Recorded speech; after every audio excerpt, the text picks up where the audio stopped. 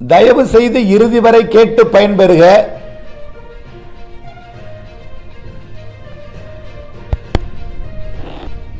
இலங்கை மற்றும் அதனை ஒட்டியுள்ள வங்க கடற்பகுதியில் நீடித்துக் கொண்டிருக்கக்கூடிய டிட்வா புயல் தற்பொழுது திரிகோணமலைக்கு அருகிலேயே நிலை கொண்டிருக்கிறது. இது மிக மெல்ல நகர்கிறது. நாம் இதெல்லாம் கணிப்புக்குள் உள்ளடக்கியது தான்.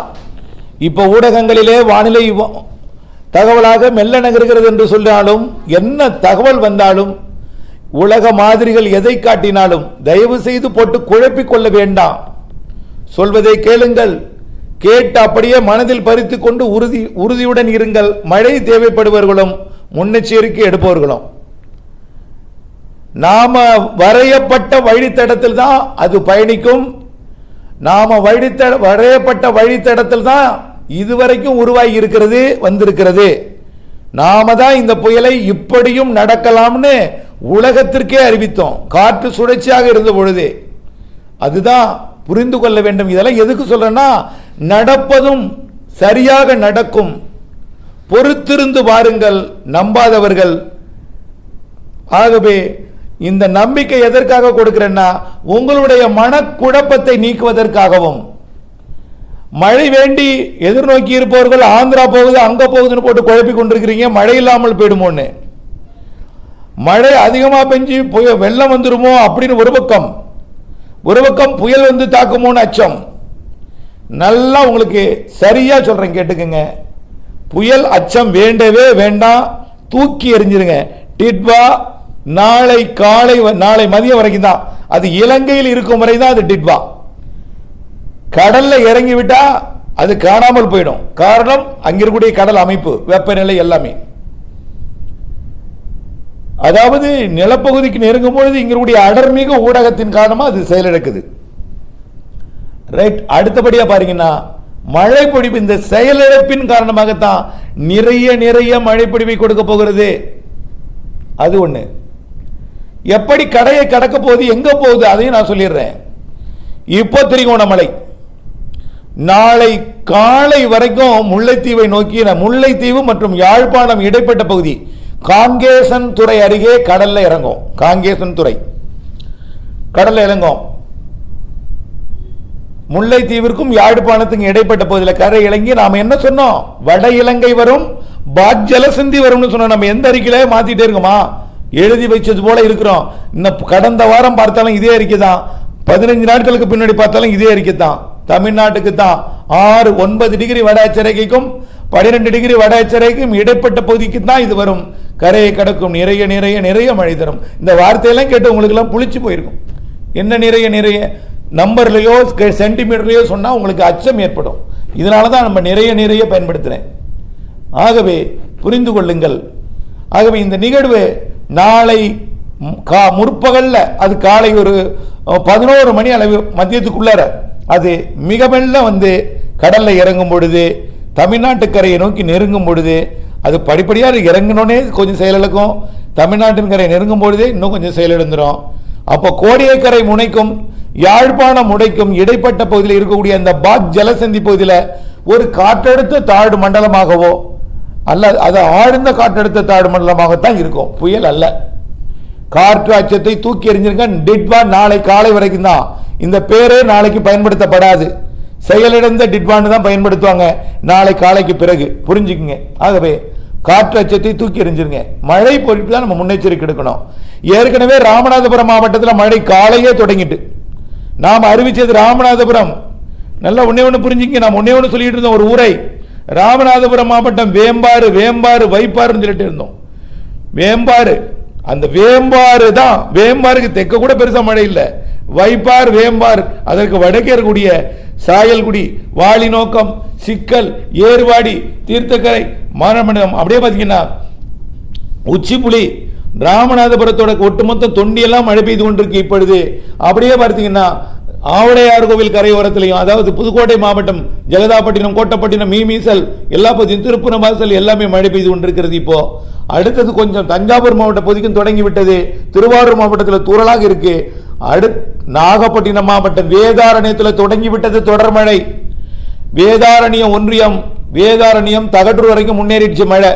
தலைஞாயிறு ஒன்றியத்துக்கும் முன்னேறிடுச்சு. தற்பொழுது தலைஞாயிறிலையும் மழை தொடங்கிவிட்டது என்பதை நீங்கள் புரிந்து கொள்ள வேண்டும். அடுத்ததாக தொடங்க போவது திருத்துறைப்பூண்டி, அடுத்ததாக தொடங்க போவது மன்னார்குடி, திருவாரூர் மற்றும் நாகப்பட்டினம், வேளாங்கண்ணி எல்லாம் அடுத்தது. இன்றைக்கு இரவுக்குள்ள, இரவு இல்ல முன்னிரவு, மாலைக்குள் மன்னார்குடியெல்லாம் முன்னேறிடும். இன்னும் பொறுத்திருந்து பாருங்கள், 4:30-5 மணிக்கெல்லாம். அதே போல தொடர்ந்து இந்த மழைப்பிடிப்பு டெல்டா மாவட்டங்களின் தெற்கு பகுதி, தென்கிழக்கு பகுதியிலிருந்து முன்னேறி நள்ளிரவிலே ராமநாதபுரம் மாவட்டம் முதல் கடலூர் மாவட்டம் வரைக்கும் உள்ள, கடலூர் மாவட்டத்தில் பரங்கிப்பேட்டைக்கும் ராமநாதபுரம் மாவட்டத்தோட தெற்கு பகுதிக்கும் தூத்துக்குடி மாவட்ட எல்லை பகுதி வரைக்கும் இடைப்பட்ட பகுதியில் நல்ல ஒரு மழைப்பொழிவை கொடுக்க தொடங்கி கனமழை, தொடர் கனமழை பொழிவாக மாறிவிடும். நாளை எல்லாம் பார்த்தீங்கன்னா தொடர்ச்சியா மழை பெய்து கொண்டே இருக்கும், நிற்பதற்கு வாய்ப்பே இல்லை. ஒரு வித்தியாசமான வானிலையாக இருக்கும். இலங்கையில் பெய்தது காற்றுடன் மழை, தமிழ்நாட்டில் பெய்ய போது காற்று இல்லாத நீடித்த நின்ற நிசப்தமான ஒரு மழை. காற்றே இருக்காதுங்க. இந்த மழை என்ன இப்படி பெய்யுது, அமைதியா அப்படியே பெய்யும். கொஞ்சம் வேணா காற்று இருக்கலாம், அது புயல் அல்ல. ஏதோ ஒரு சின்ன சிஸ்டம், மழை பெய்யறதே காற்று தான் மழையே கொண்டு வருது. அதுல காற்று இல்லாம இருக்குமா? புயல் அல்ல. அவர் லேசா இன்றைக்கெல்லாம் டெல்டா மாவட்டத்தை அசைஞ்சிட்டு இருப்பீங்களா, இதை விட குறைஞ்சு போடும். நாளைக்கு செயலிழந்து போச்சுன்னா அப்புறம் என்ன இருக்கு? புயலை விட குறைவாக இருக்கும். அதாவது இன்றைக்கு இருக்கிறது கூட நாளைக்கு அதே அளவோ அல்லது சற்று கூடனா கூட நாளைக்கு, அதாவது நாளைக்கு அதிகாலையில் கோடியக்கரைக்கு அப்பால், அதாவது யாழ்ப்பாணத்துக்கிட்ட வரும்போது கொஞ்சம் காற்று இருக்கும். கொஞ்சம் அச்சப்படாதீங்க. எங்க இருக்கும்? அது யாழ்ப்பாணத்தில் இருக்குது. அதனால நெருங்குகிறது கடல்ல இறங்குறதுக்கு.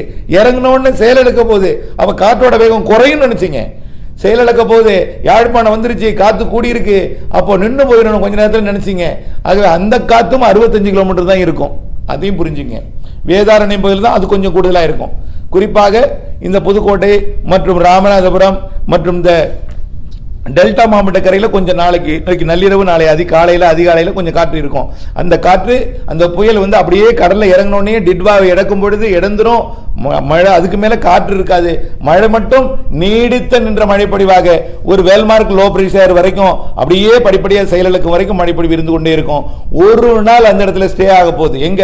பாக் ஜலசந்தி அருகே, அதாவது நாகப்பட்டினம் மாவட்ட கரையை ஒட்டி ஒரு நாள் ஸ்டேனா அப்படியே ஸ்டே இருக்காது. ரொம்ப மெல்ல நகரம், ஒரு 24 மணி நேரம் நகரம் நாகப்பட்டினத்தையே. 29ஆம் தேதி முழுவதுமே நாகப்பட்டினத்து நகரம், 30ஆம் தேதி முழுவதுமே அது கடலூர் மாவட்டம், மயிலாடுதுறை மாவட்டத்தில் நகரம். அப்படின்னா பாருங்க எவ்வளவு மழை. அப்போ கடலூர் மாவட்டம் மயிலாடுதுறை மாவட்டத்திட்ட இருக்கும்பொழுது கூட மயிலாடுதுறை கடலூர்லயும் நிறைய மழை இருக்கும். இங்க இருக்கும் போதும் பெய்யும், இலங்கையில் இருக்கும் போது இங்கே பெய்யும். இப்ப தொடங்கிய மழை கொஞ்சம் கொஞ்சமா முன்னேறி தொடர் மழையாக மாறிவிடும். டெல்டா மாவட்டங்கள் மழை உள்ளேயும் நான் சொல்லிட்டேன், ஏற்கனவே ஒரு வட்டம் போட்டு சொல்லிட்டேங்க. எங்க வரைக்கும் பெய்யும்? ராமநாதபுரத்தில் தான் நம்ம எச்சரிக்கை கொடுத்துட்டு இருக்கோம். ராமநாதபுரம், புதுக்கோட்டை, சிவகங்கை, கிழக்கு பகுதி எல்லாம் கடலூர் வரைக்கும் மழை வேண்டி எதிர்நோக்கி இருப்பவர்கள் விருதுநகர் எதிர்பார்க்கலாம். ஒரு 5 சென்டிமீட்டராவது பெய்யும். மேற்கு திருநெல்வேலி, தூத்துக்குடி இங்கெல்லாம் எழுதுனா ஒரு மிதமான மழையாவது, சற்று கனமழையாவது பெய்யும். உயிர் கொடுக்கும் மழையாவது பெய்யும். என்ன சார் கொலை நிரப்பதா? அடுத்து வருது கொலை நிரப்புறதுக்கு பயப்படாதீங்க. நிரப்பாமல் போகாது. உங்கள் ஊருக்கு நிகழ்வு உண்டு. இந்த நேரத்தில் அதெல்லாம் சொல்லி இப்ப இந்த புயலை எதிர்நோக்கிட்டு இருக்கு, சாரி மன்னிக்கவும், இந்த மழை நிகழ்வை எதிர்நோக்கி கொண்டிருப்பவர்கள் அச்சப்படுவார்கள் என்பதனால சொல்றேன். இந்த மழை கிடைப்பதை ஏற்றுக்கொள்ளுங்கள். ஆனாலும் கனமழை பெய்யும். திருச்சிக்கே கனமழை பெய்யும். திண்டுக்கல் கிழக்கு பகுதிக்கு கனமழை இருக்கும். திருச்சி கிழக்கு கனமழை இருக்கும். ஒட்டுமொத்த திருச்சிக்கும் கனமழை இருக்கும். நாமக்கல், சேலத்தின் கிழக்கு பகுதிக்கு இருக்கும். அதே போல தருமபுரி, கிருஷ்ணகிரியின் கிழக்கு பகுதிக்கு இருக்கும் கனமழை. அதே போல அரியலூர், பெரம்பலூருக்கு மிக கனமழை, அதிக மழை பொழிவு இருக்கும். அரியலூருக்கு கண்டிப்பா இருக்கும். கடலூர் மாவட்ட மேற்கு பகுதியோட கிழக்கு பகுதிக்கு அதிக மழை, அதீத மழை எல்லாம் இருக்கிறது என்பதை புரிந்து கொள்ளுங்கள். ஆகவே உள்ளே போக போக கடலோரம் இருப்பதை விட பாதியாக உள்ளே குறையும். குறைந்தபட்ச மழை உள்ளே 5 to 8 சென்டிமீட்டர் வரைக்கும் மத்திய பகுதியில், அதாவது மத்தியனா இந்த நாமக்கல், கரூர், இந்த திண்டுக்கல் இங்கெல்லாம் மேற்கே குறைந்தபட்சம் ஒரு 5 சென்டிமீட்டராவது பெய்யும். எங்க? நீலகிரி, திருப்பூர், கோயம்புத்தூர், ஈரோடு மேற்கு இங்கெல்லாமல் பெய்யும். இதான் ஆக கடகோடி. அடுத்து கிருஷ்ணகிரி, அங்கேயும் இருக்கும். எல்லா மாவட்டங்களுக்கும் மழை இருக்கும். கடலோரம் பாதிக்கும் மழை. ராமநாதபுரம் முதல் திருவள்ளூர் மாவட்டம், அதையும் தாண்டி ஆந்திர பகுதி வரைக்கும். இந்த நிகழ்வு என்ன நடக்கும்னா அப்படியே கடலூர் போய் நேரடியாக அது மன்னிக்கவும் கால் வந்துருச்சு, கடலூர் மாவட்டம் தாண்டியதும் மேலும் செயலடக்கும். அது ஒரு வெல் மார்க் லோ பிரஷராக, ஒரு தீவிர தாழ்வு பகுதியாக போய் புதுச்சேரி தாண்டி மரக்காணத்துக்கிட்ட கரை கடந்து அப்படியே திண்டிவனம் வழியாக, காஞ்சிபுரம் வழியாக, அப்படியே திருத்தணி வழியாக திருப்பதி போகும். அப்போ என்ன செய்யும், அங்கெல்லாம் மழை பெய்யும், சென்னைக்கெல்லாம் மழை பெய்யும், சென்னைக்கும் மழை உண்டு. ஆனால் நம்பர் 1 இடத்தை பிடிப்ப போது டெல்டா மாவட்டங்கள், ராமநாதபுரம் புதுக்கோட்டை உட்பட, சிவகங்கையோட கிழக்கு பகுதி உட்பட, அரியலூர் பெரம்பலூர் உட்பட, டெல்டா மாவட்டங்களின் ஒட்டுமொத்த மயிலாடுதுறை காரைக்கால் தஞ்சாவூர் திருவண்ணாமலை உட்பட கடலூருக்கும். அதுக்கப்புறம் அங்கே வரும்பொழுது கடலூர் மாவட்டத்திலிருந்து விழுப்புரம் கள்ளக்குறிச்சியெல்லாம் மழை தொடங்கும், திருவண்ணாமலை தொடங்கும், வேலூர் தொடங்கும், திருப்பத்தூர்லாம் தொடங்கும். ஆனால் திருப்பத்தூரை விட கடலோரம் வர கூடுதலாக இருக்கும். கண்டிப்பாக சென்னை, திருவள்ளூர், காஞ்சிபுரம், செங்கல்பட்டுக்கு நிறைய மழை இருக்குது. அங்கும் கொஞ்சம் அச்சுறுத்தல் இருக்குது. நான் அதை உறுதிப்படுத்தலை கிட்டத்தட்ட இருக்குது. எவ்வளவு சென்டிமீட்டருங்கிறத அளவை நான் சொல்கிறேன். ஏன்னா நீங்கள் பீதிப்படுவீங்க. நீங்கள் 2015 வெள்ளத்தோடு நீங்கள் எப்பொழுதுமே ஒப்பிட்டு பார்க்கக்கூடாது. 2015 வெள்ளம் வேற, இது வேற. இப்போ செம்பரம்பாக்கம் ஏறி தண்ணி திறந்து விட்டுட்டு இருக்காங்க, சீராக திறந்து விட்டுட்டு இருக்காங்க. வெள்ளம் அதாவது மழைப்பொழிவு உற்று நோக்கப்படுகிறது. மழை எப்படி பெய்யும்னு பார்த்துட்டு இருக்காங்க. அரசு முடக்கி விடப்பட்டிருக்கு. அதனால அச்சப்பட வேண்டாம். அதனால தமிழ்நாட்டில் வடகடலோரத்துக்கும் நிறைய மழை இருக்கு. ஆந்திர பிரதேசம் போய் திருப்பதிக்கும் நெல்லூருக்கும் இடைப்பட்ட பகுதியில் போய் அந்த இடத்துல நிறைய மழை பொழியும். ஆந்திர எல்லையோரத்தில் இருக்கக்கூடிய மாவட்டம், தமிழ்நாடு எல்லையோரத்தில் இருக்கக்கூடிய ஆந்திர மாவட்டங்களுக்கும் மழை பொழிவை கொடுக்கும். தமிழ்நாட்டின் திருவள்ளூருக்கும் நிறைய மழை பொழிவை கொடுக்கும். இப்போ எங்கிருந்து எங்க ஆரம்பிச்சிருக்க பாருங்க மழை, பாதிக்கும் மழை. ராமநாதபுரம் தொடங்கி திருவள்ளூர் வரைக்கும் கொஞ்சம் பாதிக்கிற மழை தான் தெரியுது. ஆனால் இந்த கடலூருக்கும் புதுக்கோட்டைக்கும் இடையில தான். அதுலேயும் நம்பர் 1 நாகப்பட்டினம், திருவாரூர், தஞ்சாவூர், மயிலாடுதுறை, காரைக்கால், இங்கே தான் அதிகமாக தெரியுது மழை. அடுத்தது அரியலூர், பெரம்பலூர், திருச்சி, புதுக்கோட்டை, அடுத்து புதுக்கோட்டை கடலோரம், ராமநாதபுரம் மற்றும் சிவகங்கை கடல ஒட்டுமொத்த எல்லா மாவட்டங்களும் உண்டு. சார் எங்கள் மாவட்டம் உங்களுக்கு தெரியாத சார் ஒரு சொல்கிறார். எங்கள் மாவட்டமே தெரியாத, எங்களுக்கு சொல்லவே மாட்டீங்களே. சொல்லிட்டேன், எல்லா மாவட்டங்களுக்கும் சொல்லியாச்சு. எல்லா மாவட்டங்களுக்கும் குறைந்தபட்ச மழை இருக்கும். நல்ல மழை குறைந்தபட்சம் 5 சென்டிமீட்டராவது இருக்கும். உள்ளே மேற்கே உள்ளேயும் இருக்கும். கடலோரம் வருமதி மிக கனமழையாக இருக்கும். அதீத மழைப்பிடிப்பு கடலோரம் இருக்கும். பாதிக்கும் மழை தான் நிச்சயமாக நான் சொல்கிறேன். அதற்கான முன்னெச்சரிக்கை நீங்கள் எடுத்துக்கொள்ளணும். என்ன செய்யணும், வயல்கள் நிச்சயமாக அதாவது ஆற்றங்கரைகள் இருக்கக்கூடாது. அப்புறம் என்ன செய்யுங்க, வயல்கள்லாம் நிச்சயமாக கொஞ்சம் மூழ்கி தான் வடியும். வடிகால் வசதியை சரி பண்ணி வச்சுங்க. அதெல்லாம் நேரமாக ஆயிடுச்சு, மழையும் தொடங்கிடுச்சு. இனிமேங்க சரி பண்ண போகிறோம். மழை திருத்துறைப்பண்ணிலாம் தொடங்கிடுச்சு. இப்போ வேதாரண்யம் தொடங்கிடுச்சு, தகட்டூர் தொடங்கிடுச்சு. இப்படியே படிப்படியாக டெல்டாக்குள் வந்துடும். இப்போ தொடர் மழையாக மாறிடும். நாளை பகல் முழுவதும், நாளைய மறுநாளும் 2 நாள் கண்டினியூவாக ரெயின் இருக்கும். ஆக இப்போ இதற்கு நாம் என்ன செய்யணும், அதற்கான முன்னெச்சரிக்கை. கால்நடைகளை பாதுகாப்பாக கட்டுவீங்க. பாவம், அதுக்கு சாரலே ஒத்துக்காது, குளிராது. மழை தண்ணி அடிச்சுட்டே இருந்தால் நிற்க முடியாது, படுக்கிறதுக்கு. உங்களுக்கு பாய் போடுறப்ப சாக்காக அதுக்கு போட்டு வைங்க. தரை நனையாத பாரு ஒரு இடத்துல கட்டி வைங்க. தரையில் ஒரு ஈரம் இல்லாமாவது இருக்கணும். ஆகவே குளிராகவும் பார்த்துங்க.